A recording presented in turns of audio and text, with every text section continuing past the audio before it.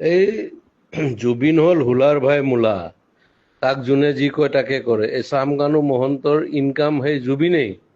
North east ফেষ্টিভেলত লৈ যায়, ইফালে পাপন নিয়ে, পাপন চিয়ানা মাল, ই বুৰ্বক হয়। ই ইয়াক যোনে যি জেক দিয়ে, মই পাইছোতো তাক বহুত দিন গানে কি আনে চিনেমাখনত, তাক যোনে জেক দিয়ে সি সেইটোৱে কৰে। যে চামকানু মহন্তই তাক লৈ যায়, ইফালে গৰিমাই তাক যাব দিল, তাৰ চিজাৰ আছে এই মিৰ্গি।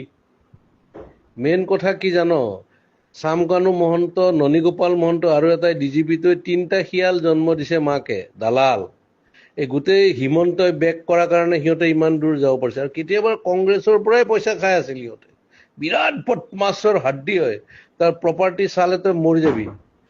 সেই সি লৈ লৈ যায়, জুবিন গ'লে অসমত থকা ছিংগাপুৰ চব মানে একদম হাই লেভেল পইচা দি কিনিব, অমুক কৰিব তমুক কৰিব। এই পইচা ইনকামৰ চ'ৰ্চ কিহৰ? নৰ্থ ইষ্ট ফেষ্টিভেল বে। আমি জানো মাঘ বিহু, বহাগ বিহু আৰু কাতি বিহু, কিহৰ এইবিলাক? এইবিলাক ফাল্টু আমি কৰি নিছে। এতিয়া হিমন্তই দিয়কচোন তাৰ স্পষ্টীকৰণ, তাক এবাৰ ৰাইজে পালে দিব ভালকে। সি কালি ডেড বডিৰ লগত আহিব নোৱাৰে, তাক দেখা পালে মাৰিব, তই চাবি না। আৰু আজি কিমান ডেকা ল'ৰাবিলাক আজি চাবি, তই কালি ৰাতিপুৱা গম পাবি, বহুত চুইচাইড কৰিব, ইমান হাৰ্ট ৰক। আৰে অসমৰ 3.5 কোটি মানুহ, 2 কোটিয়ে তাক ভাল পায়, সি নিজৰ কাৰণে নহয়, বেলেগৰ কাৰণে। আৰু সেই দালালে তাক মানে কালচাৰেল দালাল বুলি ক'ব লাগে।